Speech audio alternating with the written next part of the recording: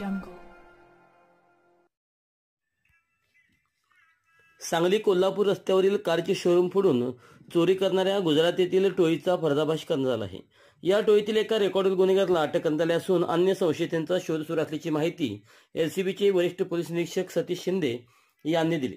दिनेश गजेंद्र मोहिते वय वर्ष 27 राहणार लवाच्छा तालुका वापी जिल्हा वलसाड गुजरात असे अटक केलेल्याचे नाव आहे.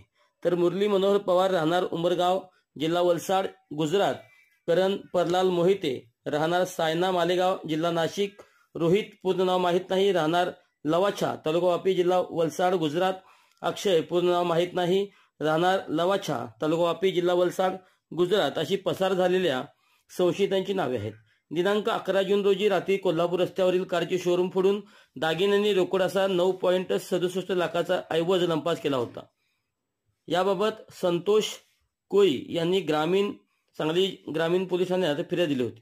त्यानुसार गुन्हा दाखल करण्यात आला आहे. यातील संशयितांना पकडण्यासाठी निरीक्षक शिंदे यांनी उपनिरीक्षक कुमार पाटील यांचे पथक तयार केले होते. पथक चोरट्यांचा शोध घेत असताना पथकातील संदीप नलवडे यांना ही चोरी गुजरात येथील वरील टोळीने केल्याची माहिती खबऱ्याद्वारे मिळाली. पथकाने गुजरात येथे जाऊन दिनेश मोहिते याला अटक केली. यावेळी अन्य संशयित पसार झाले. मोहिते या पोलिसांच्या रेकॉर्डवरील गुन्हेगार असून त्याच्यावर घरफोडी गांजा वाहतुकीचे गुन्हे दाखल आहेत. त्याला सांगली ग्रामीण पोलिसांच्या ताब्यात देण्यात आले आहे. एलसीबीचे वरिष्ठ पोलीस निरीक्षक सतीश शिंदे यांच्या मार्गदर्शनाखाली सायबरच्या सहाय्यक निरीक्षक रुपाली बोबडे, एलसीबीचे उपनिरीक्षक कुमार पाटील, संदीप पाटील, बसवराज यांनी ही कारवाई केली.